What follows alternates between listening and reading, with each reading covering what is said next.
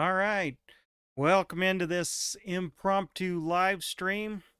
Getting some few things set up. Um, anyway, I'm the Junk Man, and welcome in. If you're viewing on YouTube, give me a like, give me a subscribe, maybe hit the super chat, donate a few bucks, help this thing keep going. You're on Twitch, just give a subscribe and a follow. That'd be great. Don't forget to check out my website as well. Um, got a lot of things over there. I've been updating it recently with some new information, some new how-to kind of stuff. So you might want to check it out. And I got a brand new page, and that's part of what I'm going to be streaming here about is kind of updating that. But anyhow, I'm watching the chat, so if you got some questions or want to ask me anything, pretty much anything, I'll probably answer it. Again, I thank you for viewing, and if you're watching this archived, thanks for watching, and share this in my channel with your friends, and I guess let's get going here. Part of the reason why I wanted to start up this stream is I kind of wanted to talk about my weekend or my time at the Morgan Adams Concours d'Elegance. Um, it's an event that's my second time getting invited to it. Last year was my very first time, and I'm glad I got to go again and bring some of my own bikes. Uh, the slideshow you're seeing, like right behind me here, is some of the pictures I took. It's not everything. I'm eventually going to get all these and more up on the website. Um, but I want to talk about just car shows in general, but start off with this one and my thoughts on it and some of the other things. Um, But if you've been to some car shows or you got some big car shows around in your area, leave them in the comments or if you're watching this live, give me, tell me about them. But get started here. Again, like I said, uh, I've it's my second year showing, and first year I brought my Bighorn and my F9 Racer or my F81M replica bike, and I decided I wanted to bring a couple of different bikes, just variety. So you're seeing some pictures I took before I cleaned it up. After I got it into the garage, I did hose off, kind of the just the shed or storage dust on it. But this is a 1974 Yamaha SC500, and if you've seen my recent upload, that is going really crazy with the views. I am pretty much floored. I don't usually have videos that take off like that, but anyhow, so we're going to talk a little bit more about that bike and a little bit of the story behind it, and just I'll answer any questions live. That's why you got to be subscribed and ring that bell so you get those notifications on this kind of stuff. But anyhow, I wanted to bring that bike. That bike's pretty special to me and my family. It's got an interesting history, and we'll be getting into that. The other bike I brought, and you'll see it as the slideshow kind of rolls around here, is a 1974 Kawasaki MC1M, which is the motocross version of the MC1. It's a 90cc rotary valve engine, except for it's just devoid of all lights and electrics, and it features plastic fenders versus the street bike or the enduro version, I should say. They're metal fenders, and it's made for mini motocross or kind of kids motocross. It was kind of an answer, that bike. It was kind of an answer to Yamaha's JT1, I believe it is, which was a 60, 80, sure, not up on that. But anyway, it was a dirt only. I hesitate to say race bike or motocross bike because it really wasn't, but people modified them to be such. But it was a dirt only. It wasn't an enduro, didn't have lights. And this was sort of Kawasaki's sort of answer to that, or their entry into mini motocross. Get the kids hooked young uh, into racing. I mean, you could argue it's kind of to a certain extent, it was a precursor to the KX65 that came along much later, um, as a first race bike or first dirt bike to learn or race on and do that kind of thing. So, so that was sort of Kawasaki's entry in it. It was only made, the particular model was only made for 2 years. Um, so it's reasonably rare. I wouldn't say it's like super rare. It's not super collectible. It's notable in Kawasaki road drive history, but in vintage motorcycle, like vintage Japanese motorcycle history, I wouldn't say it's very desirable, but I like it. I bought it for $25 at a garage sale. Actually, my wife bought it, so it's really her bike, and it was in the tank was in terrible shape, and it was missing the carburetor cover, and otherwise, it was all there to run. I had it running within 20 minutes when we brought it home. But it needs some cleaned up. And I just did a light restoration, like did the tank, things like that, to make it nice, and shined it all up, and it looks really good.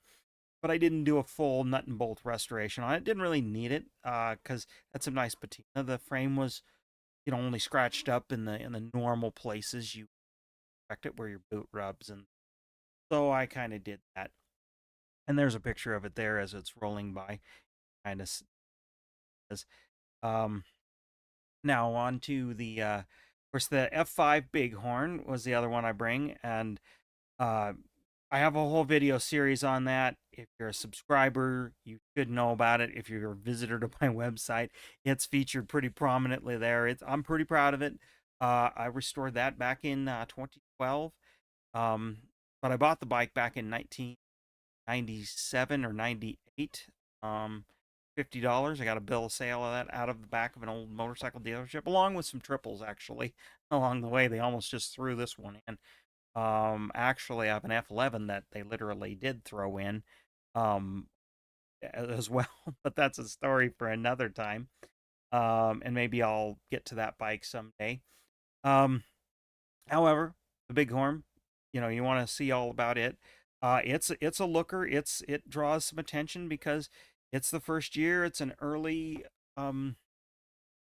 build model, and a lot of people of a certain age, they remember those, and either had them or wanted them. It's notorious for all of its kind of adjustability, but it's also a little notorious because it was a little underdeveloped when it brand new.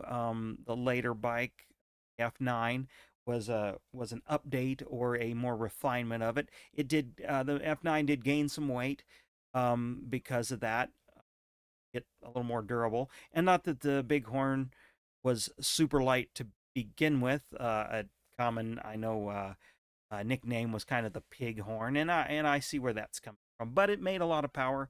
It had some performance, some factory available performance parts, somewhat Aiken, or actually in response to Yamaha's GYT-R, or genuine Yamaha tuning parts, or would say the Git kit, um, whereas Kawasaki called it the speed kit,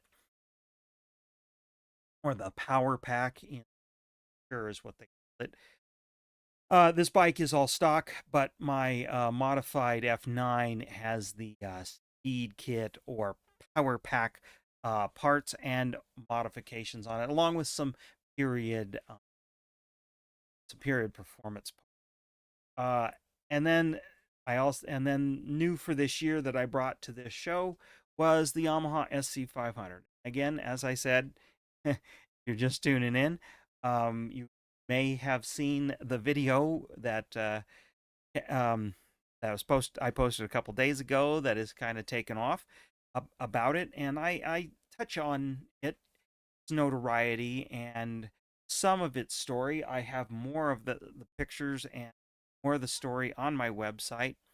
But this is a bike that my dad bought brand new in 1974, um, and rode it, raced it, raced it a fair bit in the 70s. Kind of took a little hiatus, then raced it a little bit in the 80s, and then I got old enough. I rode it and raced it just a little bit, but by that time it was about 20, yeah, going on 20 years old at that time. So it was, you know, not a current bike to be racing, obviously. So I was racing it in not necessarily a vintage class. They kind of called it a bomber class in those days, because vintage bikes, while they were vintage, wasn't like vintage racing.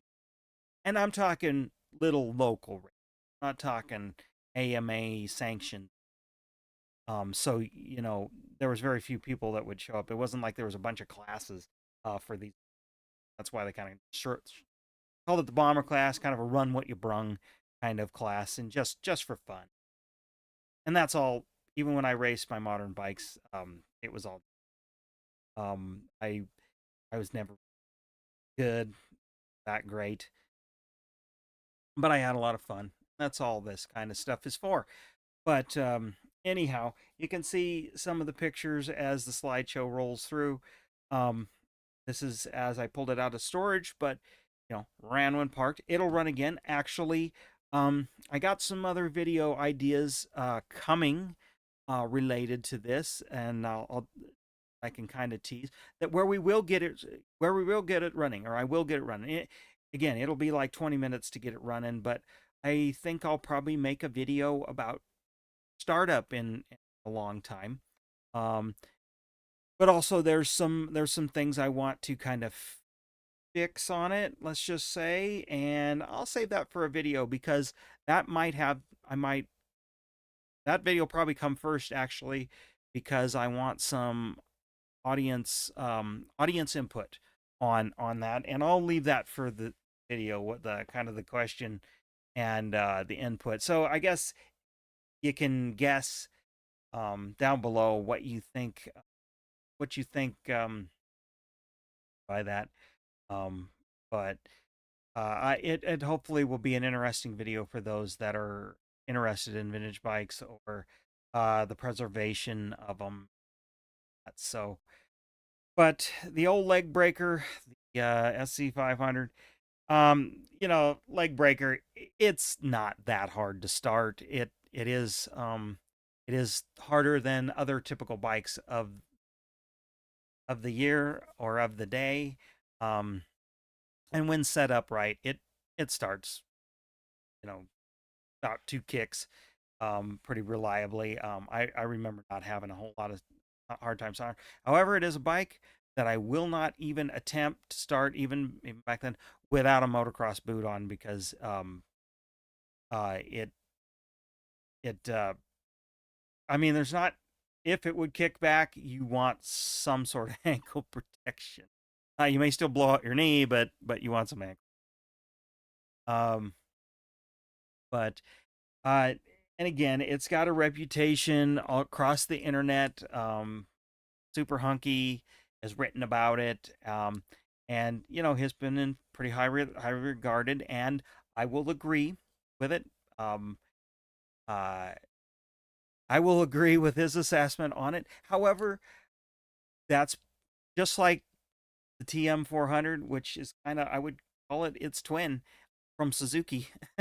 uh, you know, brother from a different mother kind of thing. I just think it's an interesting time in Japanese motocross development. I mean, because I do have a lot of information on Kawasaki's motocross efforts, been as early as the early 60s in Japan, and then with their F21M and things like that. They weren't great bikes, but they were learning, and these were learning bikes for them. And it would take like Yamaha, a little while to get some really good out of the crate factory. I mean, yes, there was the work spikes and stuff that the factory guys were riding that took off, and the 250s were great, and especially when the YZs started. However, there were some dogs in that bunch even into the early 80s. Just things they were trying, they were still learning. But oh hey, we got a chatter in YouTube. Thank you for joining in. Yeah, it's a good old scrambler. It's kind of hard to ride, but it's hard to ride fast. That's for sure. Um, but thank you for joining in. Throw a super chat. Donate $1. Like what you're hearing. But anyhow, back to that. Um, but that I guess that's why I like it. Yes, I like it because it's a unique bike. It was 2 year old, 2 year only model. Um, kind of ambitious, underdeveloped, obviously underdeveloped, but I mean they were trying to make all. I mean those early years, and this is part of it, of a whole line of motocross because they had the 125, 50, 360, and then 500, and then they'd adjust those displacements along the way. Oh, 175. They had the MX 170. So they were kind of trying to, utilize what their success they were having with the enduros in all these little displacement, making a bike for everybody, and then trying to make dedicated race bikes. And this one again, much like, and that's the thing, it's kind of similar to why I like Bighorn, is it was a little too it was ambitious, it took risks. Um, there was some unique engineering, but it was a little but too much too soon. Technology wasn't quite there. Big motor, big power, in a frame that really wasn't designed. Didn't really have the know-how to understand frame geometry like the European time, I'm told, and so the opinions are. Now it's easy to look back and bag on it, or even there's people that love it. I knew guys that raced and were excited about, and I'm sure they were with modifications and everything. But just buying it off the showroom floor is hard pressed lining up against a 400cc Husky or something like that that you were going to win, unless you just had like Malcolm Smith, that at the time Malcolm Smith, or more modern day Travis Pastrana existed, like Travis Pastrana or Ricky Carmichael kind of abilities, because they rode not the best bikes, but won on them. But again, the performance gap in their era was a lot narrower. A bad bike was not too far away from the best bike, where this is miles apart. Um, uh, so it's interesting when I hear people bag on it because they're Honda people or they're Kawasaki people or they're Suzuki people. And everybody's entitled to their opinion, and everybody's about half right with their opinion on it, because even the people that love it, like me, know and can acknowledge its shortcomings, and be honest with. Also, I gotta say, I like and love this era of Yamaha, when they had the Bumblebee, the yellow and black, and I can remember it in mid or I guess it was the late '90s. I think it was N Style, one of the major or One Industries possibly, one of the major graphics companies that made aftermarket graphics, making like a 50th anniversary or something like that, 40th anniversary, but a throwback, that yellow and black. And when I started seeing those YZ2, uh, well, and the YZ400 was out or coming out, and seeing those kits on those bikes, get yellow plastics, and put this kind of graphics throwback. Even though at the time I was more of a Kawasaki fan, uh, I I really wanted those Yamaha like that, just for that. And and that kind of tells me maybe I need to look for one, and then put that find replica graphics and put on there just to have more of a like a '98 YZ2 sitting next to this bike, just giggles, you know, kind of fit. Anyhow, feel free to ask questions that maybe aren't even related to this, but I'm going to talk a little bit about the show that I was at. We're looking at all these pictures. Again, I was invited by special invitation. 48 bikes there. I had 3 of them, and there's also a bunch of vintage and exotic cars. That's the interest, and then of course the planes. And I don't know a lot about planes, but they are a lot of one of three, or one of very limited amount of planes there as well. Same with cars. These are very unique marks. There's nothing that ever shows up there is very common. For example, if there was a Mustang there, but it wasn't just any old Mustang. It wasn't even a 64 and a half. It was a GT350. Now, so something some, but there's no super. I guess last year there was a Super Bird, and I like a GTO Judge, but of any, almost no American marks there outside of your Cadillacs, your Packard. Get into the antiques, but of typical car show cars, there's not the common stuff there. It's all pretty exotic, pretty rare, or very notable. So obviously Lamborghinis, Ferraris, Porsches, but then there's Alfa Romeos. There was some Bantams, which not exotic cars, but they're orphans. They're cars you don't see at car shows. Of course, Packards, old Cadillacs, Duesenbergs, Bugattis. I'm probably missing other marks. You see some of them, of course, Jaguars. Honestly, those are commoner, but not super common. But there's a couple XKEs there. But then Mags that you see there, and like here's a car, VW, that was not imported in the U.S. Of course, there's some modern stuff there as well, and there's my exhibitor badge. There's the row of all Packards, different ones. There's my bikes lined up in one of the planes. Shows that one because I guess because of the yellow, but also the way it was positioned, and this was the main midway or whatever when up, because you can see in the background there's some modern jets, uh, private jets and things from Gulfstream, and you could tour those and out. That was that was interesting. What this, and I guess I should explain what this show is. Is it's a benefit fundraiser for childhood pediatric. Started, well, now 21 years ago. Uh, oh, hey, welcome, Kansas.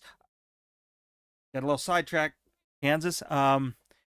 In Yandu. um, hey, welcome in, guys. Don't forget the super chat. Helps support the channel. But from Kansas, have you visited the motorcycle museum that's in St. Francis, Kansas? I made a video about it not too long ago. Even if you're on the eastern end of the state, you should make a trek across to the western side and check it out. Uh, tell me roughly where you're from, because we can talk about that too if you've been there. And welcome, Egghead. I don't know if I've recognized you've been in here, but thank you for joining in. Um, but anyway, getting back to this show, this Concours d'Elegance, it's a fundraiser for childhood cancer, and they handpick and invite people with motorcycles, cars, and planes. But also, then they have donations, and they have a silent auction. Bid on different experiences, different items.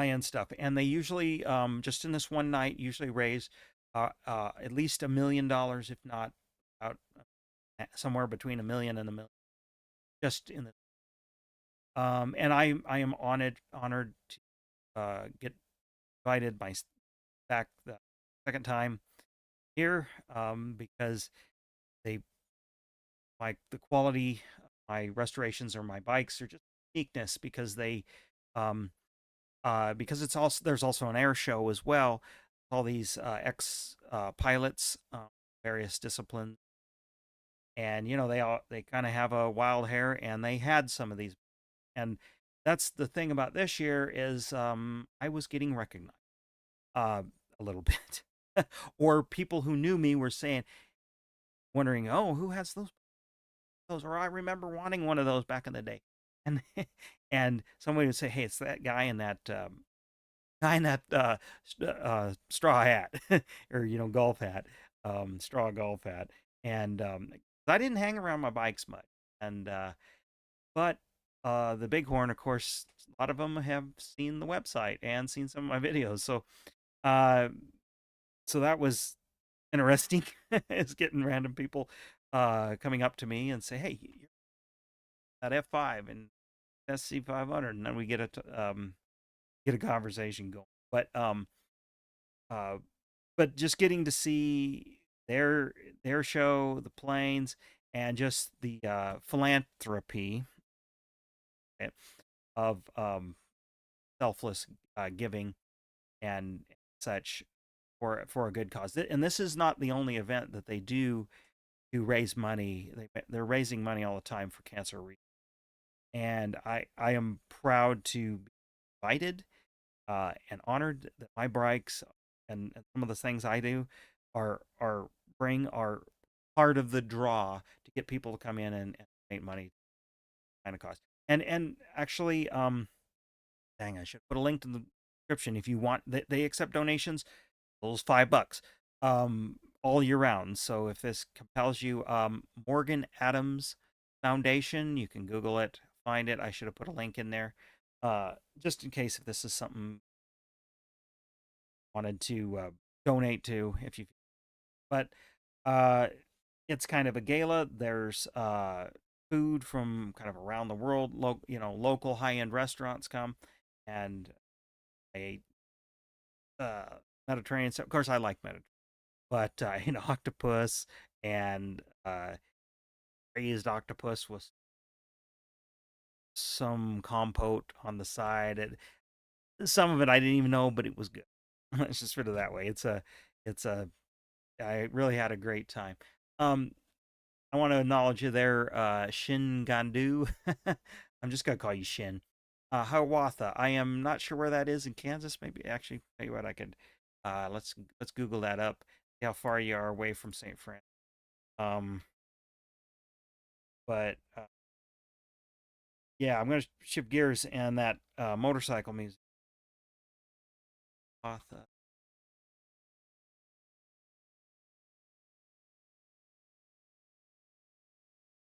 I feel like I've heard of it, but not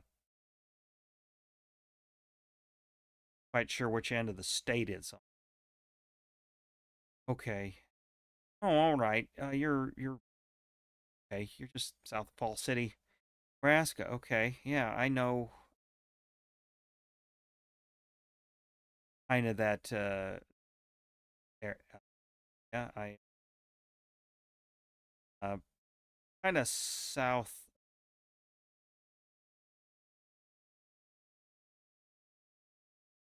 because I've been wait. But okay, let's see.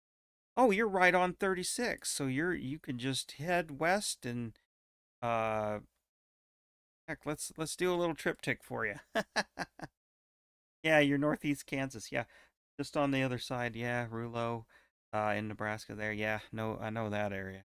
There ain't much there, but I know it. Uh, is it probably what I'm gonna before I run it, like 4 hour drive. Okay, fine. But uh, yeah, it's almost across the state for you. But you just have to go west on 36 and head to St. Francis. Uh, there's a nice little restaurant there. There's nowhere, uh, but there isn't. There's a go. There's bed and breakfast. Stay at the bed and breakfast. Go to the motorcycle museum, and then drive home. Make a day, make a weekend trip out of it. It's definitely doable. There's other things to stop along the way a little bit there. Yeah, yeah. Because I've been looking at the towns along there. I kind of forgot. I've been to Marysville, Ado, Phillipsburg. I know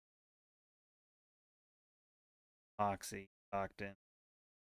Mostly like fresh and bean stuff back in the day. It's worth it. Hey, go to my channel, check out the video I did on it. Show a little bit of, but video and pictures don't do it justice. You gotta see it. It's a neat story. Curators are great. They know a lot about the bikes. Almost all the bikes are either this one guy that has a huge collection. He's got them spread across in other states too, on all his eggs in one basket. And then there's also other donated bikes um, from other people. Like the museum doesn't own hardly any of the well, the museum itself doesn't hardly own bikes. They're all on loan. And actually, I have an interview with one of the founders of it, and they do take applications for bikes, and then they run it through committee to see if they want to take it in on their own. Kind of speaking of that, and I probably the only time I will talk about it. So you're privileged to hear this. Um, is it's a place I've contemplated. What do I do with my bikes when I am told to get them out to show them or get them out to ride them or all that? Like it's a place I might try and get a couple of my bikes in there to put them on display because they need these bikes are not just mine, but others like it are they're a part of motorcycling history and just part of pop culture history to a certain extent. Um, example, uh, and a history of what made like this country great, but also just um the world, the manufacturing development, man's achievement, I guess you could. It's in there, I rank it up there like with Frank Barber and those kind of automotive museums and uh too place to see to keep because the new generation um yes you can look at things online but to see them in person up close have somebody tell you the history the hows and the whys um bikes what made them significant and how we got to where we are is important, I think, as is a lot of other history. But this museum, it's wild that it's in St. Francis, Kansas, because it's kind of nowhere, kind of. I guess nowheresville. Hiawatha, I'm just kind of looking is probably a similar kind of town, maybe a little bigger, got a little few more services, but you know, uh, it's, the part of Americana, I guess. Kind of neat that it's tucked away. It's kind of a hidden secret, kind of deal. So it's definitely worth going to see. And hey, I appreciate you joining in there. Hey, since you're watching, you maybe are interested in bikes. What kind of bikes do you? And anybody else out there watching, post in the chat what bikes you're riding, what bikes you have. If you're working on a bike, you don't have one, and you'd like to have one, what bike would you like to have? I'd be curious um, to kind of hear about those, kind of get a dialogue going on that too. But Anyway, back to the sort of the motorcycle and car. I told you more about this one. This is a pretty special show, very exclusive. Again, it sells out with tickets. Um, Charge for entry. You get a meal and the experience and all that. So it's like $300 a person, like $1,500 for a table of four, and then it's like table of tens, like $10,000 or something like that. I mean, that's another part of how they raise their money. So it's an exclusive kind of show. But I've been to a lot of smaller shows and or larger shows, but more, how do I call it? Run of the mill. Your typical car show stuff. Got your 57 Chevys in muscle car, got your Rice Rockets, got your Honda Civics, your souped up Fast and the Furious cars, and then all kinds of trucks and I really like those shows too. I'm pretty eclectic. I like the more unique stuff more than all out like the trucks and that. But I can appreciate all the work that goes make them what they are, and you do you kind of thing is kind of how I operate. But I can appreciate the enthusiasm, and that's what. Um, Speaking of car shows specifically, a thing I've been noticing is with the younger crowd, people are saying, "Oh, it's dying," this and that. Yeah, the younger crowd, including myself in that, can't afford traditional muscle cars, so we're getting into other cars and hot rod nose, or we're making them unique. The 80s and 90s cars are really getting kind of hot.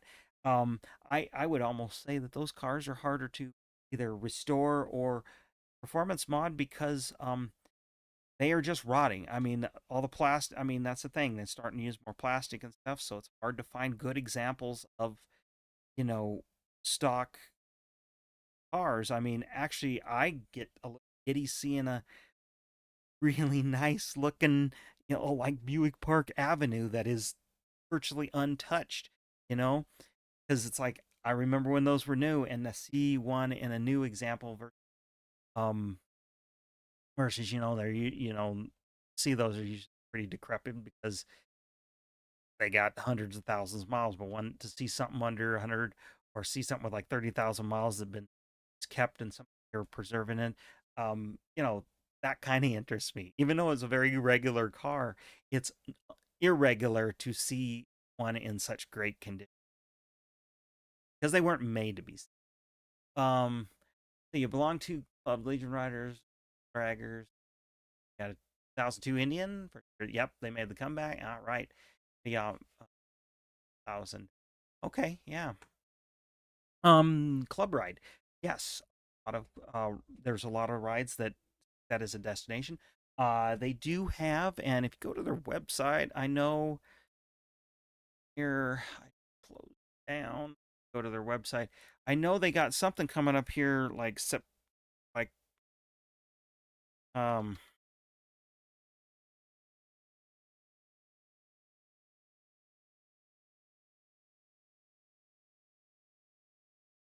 it see, I know they got a bike Emberfest 24. September okay, it's coming up here. September 21st, Saturday, September 21st. Uh they're poker run, but oh, that's the other thing about this. Gosh, the biggest draw to it, it's free. Open 7 days a week, free of charge. Just a donation of like $7, but I it's free. Um, I visited. I plopped a 50 in. What they're doing to preserve enthusiasm and how they're getting people interested in it's a good cause. The preservation, historical stuff that they're uh, I've and because it's a small town similar to what I grew up in, I can't help but support what they're uh uh you got a club on Facebook here. But anyway, uh doing here. Interactive. There we go. There is a link to museum. Dumb, I forgot I can do this guy. It's my live stream. Find you on Facebook. What is your club name? I'll go check it out. Actually, I'll what doing this live. I'll hit it up right now.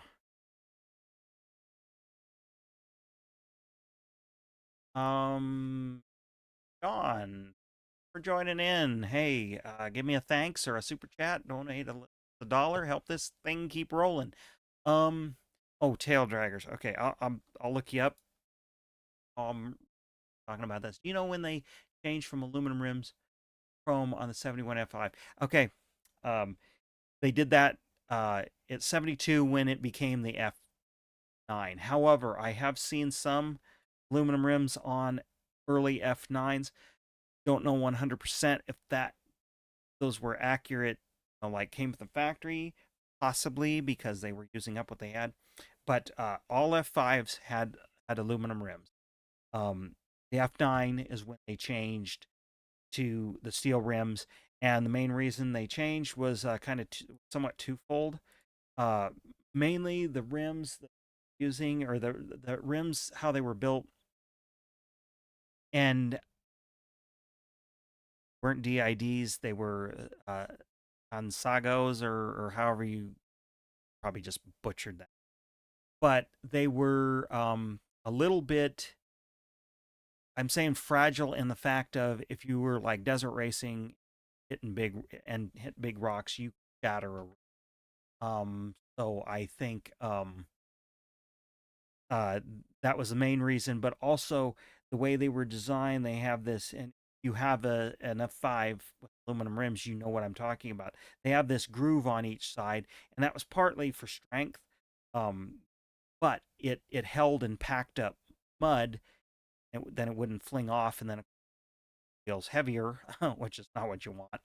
Um, so that that was another reason is people complained about that, but mostly it was they would crack. I don't know if they would necessarily shatter, but they would crack, and they went back to a steel rim more for durability. They were heavier, but I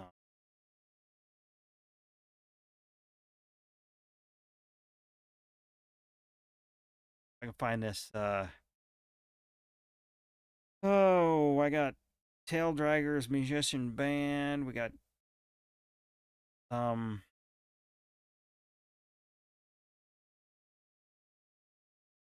help me out here, Shin. But Sean, that's the F9 that happened. They also changed the brake hub on the front. Well, it got a little larger brake. Well, it got a slightly larger brake, but it was also a narrower brake. They made the hub lighter, so that was yeah, another benefit. And thank you, Shin, for the $5. I see that character. um, but yeah,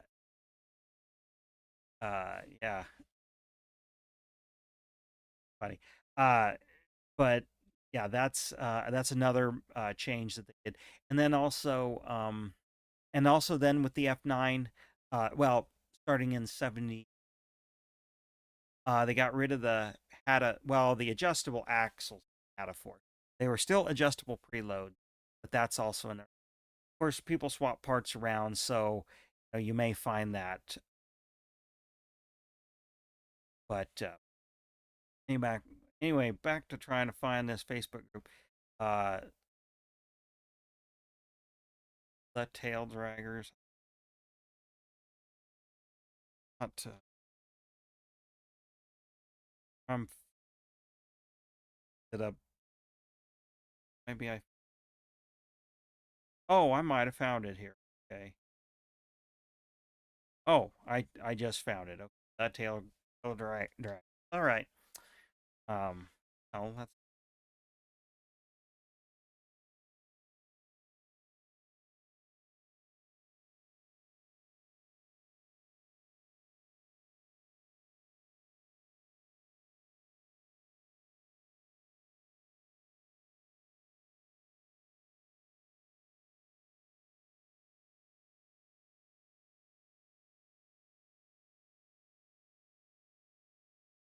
Oh, I guess I can't.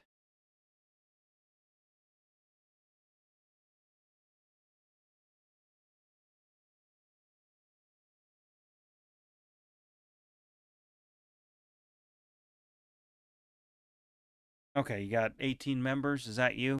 I'm guessing.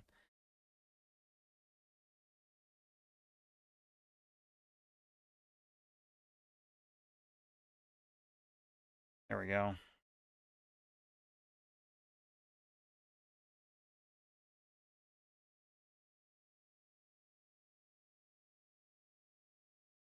There we go. I just might as well join your group. All right, since just a little thanks. But okay, I'll have to check out more about.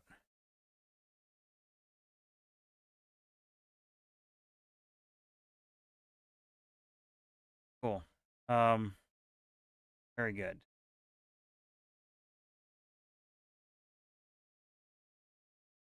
Yeah, there we go. Give you a follow there.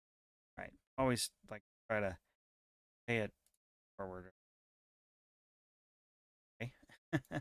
But yeah. Anyhow, yeah, the motorcycle means I gave you the link there. Make sure you bookmark it. Try actually. Let's get you. Oh shoot. Yeah.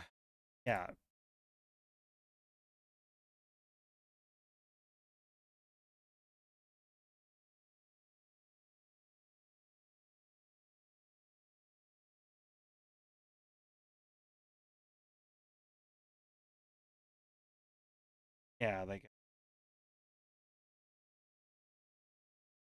uh, make sure you check this out or like their page. Run over there. Yeah. Like their page.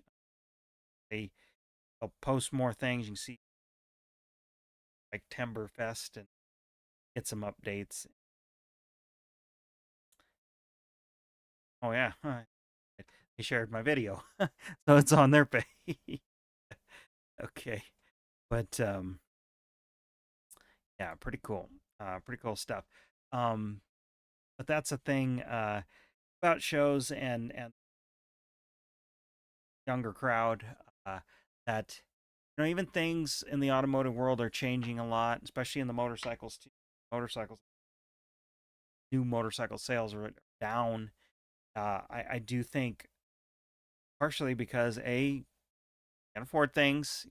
We're all struggling here. Um, bit. But also I think uh, they're appreciating some of the older retro bikes or older bikes, and they want to grab on to some of that. Maybe it's a little, you know, us of a certain age kind of get rose-colored glasses. Well, maybe they want to try to put on our rose-colored glasses, transport themselves back a little. I kind of think that's something that's happening because when I take these bikes to shows that definitely have a younger crowd, um, they are fascinated by somewhat the crudity, but also the engineering. Considering this was before heavily computer aided stuff, and I think there's that wanting to need the rawness of it and the connected because even a modern bike and I most modern bike I have is 2005 Buell and it's got EFI, an early EFI, but you know it's different than my carbureted bikes.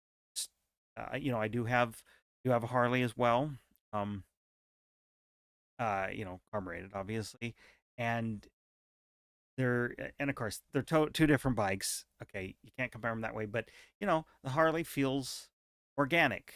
The Buell feels it's still a little organic just because it's uniqueness, but because of that fuel injection and stuff, and the magic button, it feels a little more sterile, or it's, and I feel like new bikes, ABS and all these safety features, which are good things, don't get me wrong, can be a little, feel a little bit numb. I mean, motorcycling will always be more visceral, but like cars are kind of eating with a glove on your on your tongue. You're trying to eat something spicy. You're just not going to taste it, you know. But um, okay. Oh, what's my take on the Harley situation? Trying to move most building over electric. Um, I'll be completely honest. I haven't been following it too closely.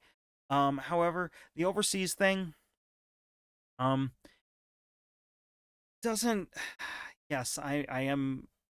The more that can be made in the U.S., the better. But we've been a global economy since really since the mid 70s. I mean, that's when it really started. It really started picking up. 90s. I mean, people don't like to think, they like to think it's like a new thing, but it's really not. I mean, it's just as long as the quality and bikes are unique or exciting, if they start making some stuff like that, where it's manufactured, yes, it would be nice if they were. But here's the thing: our EPA, you almost can't cast engine parts here. More, I mean, yes, there are places that do it, but it's not like doing it overseas where they have zero regulations, and that's why it's happening. I mean, it's a complicated subject, and I don't really want to get too far down that rabbit hole because there's a lot of opinions, and I'm not saying mine are right on it, but that's just how I see it. Um, Now going electric, um, yeah, I'm not a fan. I'm not a fan of electric, of the the push or the mandating of electric, but I like it from um I like it from a choice perspective, or a uniqueness. It's just like the difference when you had to when you're choosing between 2 and 4 stroke, or single, twin, 3, 4, 6 cylinder motorcycles. Just or Suzuki's RE5. I mean that's a one off deal, but if rotary engined um designs would have developed, there you go. That's another choice. It's just this why I am fascinated by steam power. I don't couldn't compete nowadays. I don't, but I like all types of bikes. I just don't like it forced on me. So I have no problem with the electric thing. And honestly, I think they should have some electric in their portfolio because electric bikes have their place. They're not just like full-on dirt bikes have their place, just like enduros have their place, just like adventure bikes and dual sports and cruisers and hyper cruisers and muscle cruisers and standards or and play bikes and all this. That's I guess that's how I see it. Is more choice. I like that.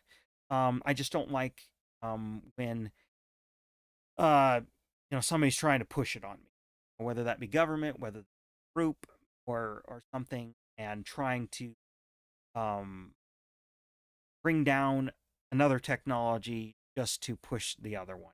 It's like make them compete in the open market, but make it an option because it's pretty cool. Yeah, the one percenters, yeah, but again, they this is the thing. Harley has been going downhill for decades. The only reason they stay afloat, now the only reason why they came back in the 80s to really get into it, is because they lobbied Congress. And again, Ryan F9 on Fortnite a couple years back has a good video that explains it all. And they basically kneecapped um, Japanese import by displacements and all that stuff. They did it in cars. Again, politics involved in that too. Um, so it really wasn't fighting fair, and it isn't fighting fair. Um, I you know, again, I buy American when I can, but here's the thing: if the American product is not as good as something that's coming from or somewheres else, um, I got to go with the best value. And if the best value is some parts are made overseas and assembled here, like how the Japanese started, um, I don't have a problem with that. I guess because it's a global economy. I like I want the dollars to stay here. That's why Harley should be American owned. Okay. But if they want to source, well, and here's the thing: for a long time, I know, I know, like Showa's building their forks. That's Japan. What was, how come they weren't all, bent out of shape on that? Uh, I mean, how far do you want to take it? The even if 100% manufactured here, the raw materials for the steel, for the aluminum, for the plastic, some of it has to come from overseas because that's where the mine is. I mean, we don't not every country has all the resources to be 100% like that iron ore. There's not enough iron ore being mined here to make a motorcycle. You know, um, you want to get down to that level of it, I guess. And I don't know, maybe I'm talking out of my butt. I probably am, but um, just I don't have uh, I don't have a strong opinion against Harley on. I have my not really liking Harley. Other reasons because they don't really innovate. Um, they they don't make exciting bikes. I mean, that's why I have a Buell. When those debuted, I was like, I knew that that brand was not going to last because that just was not. It was so different. I mean, it's kind of like it's different, like how my Bighorn is different with fuel in the frame and the oil tank and the swing arm and the undermount exhaust, which was not a thing when it was. Now they all do it. Belt drive on a sport bike. The radial brake where the caliper's on the inside of the brake, the brake, the front brake um, disc spans the entire front rim. Inverted forks, on an American built thing. I just uh, the engine is kind of a stressed member. It's held under the frame. It kind of is just hanging under there. Just the design is wild, and that's why I like it. Fastest bike. Is it the best handling? Yeah, it's up there, but is Valentino Rossi going to win on it? No, that kind of thing. Just it was a unique, and that's my tastes go. But I could tell that the motor company wasn't. Well, especially when they folded it in and started putting them into some of the dealerships, I just knew that it wasn't long before. Again, the one percenters did. I mean, Harley dealerships sell them. Um, and that blind fanboyism, I just can't get behind. You gotta be intellectually honest. You gotta be on balance. I'm more of a Kawasaki fan, but I realize Honda made some awesome bikes. Yamaha made some awesome. Suzuki made some awesome bikes, and I have a little bit of all of them because of that. You know, just that there's and it's okay to like different things, I guess. But I don't get about some. Uh, um. Oh yeah, the Yamaha. Well, of course it is, and that Indian not great, but again, keep it because it's that first year when they brought it back. Now they're kind of bringing it back in name only. It's kind of like what Polaris is doing. I think it's Polaris that right now. What they're doing now, but I'm excited about what they're doing. I know that again, I am kept up on some of this newer stuff, but they had that kind of replica flat track racer, or factory flat track racer. I mean, who's doing that? That's wild. That is the stuff that gets me excited. Um, even if it's not as good as taking a KTM 990 and putting it into a special frame. Here's the off the shelf bike that looks the part and probably actually races the part. But just no, I hope we don't start fall back into the UJMs, and I know the retro bike scene is hot because people want this look. Um, but they want the modern conveniences and the modern safety, like good brakes for one thing, because these old bikes, and roll through here, crummy bikes or crummy brakes and crummy handling. Um, Relatively speaking, I have triples. Um, have and they're not good at at handling. They make tons of power, but they don't really go around corners. They don't really stop. Frames are floppy, but I like them because they're just almost an insane design. It's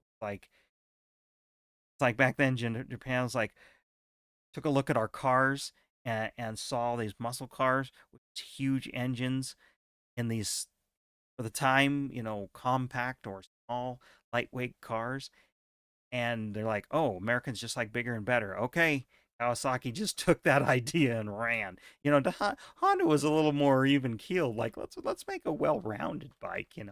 Kawasaki's like, "Oh, all they want to do is just go in a straight line. Let's give them that." Well, that's what they did. They knew their audience. You can't fault them for that. And those bikes I hope to have show up on my website or in videos here in the future. It's just time.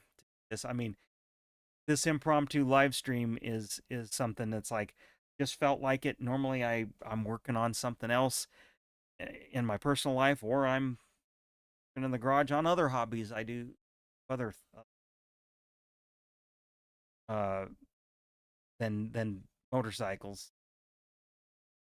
I appreciate the support from all you watching here. I think we're over an hour.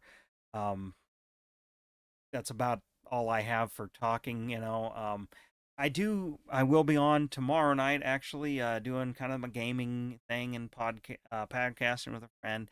Those conversations get kind of lively sometimes, and so join me. I usually do this every Friday night. This is a Thursday. Yes, Thursday. I lose track of the time, but appreciate you watching. Thanks for all the support.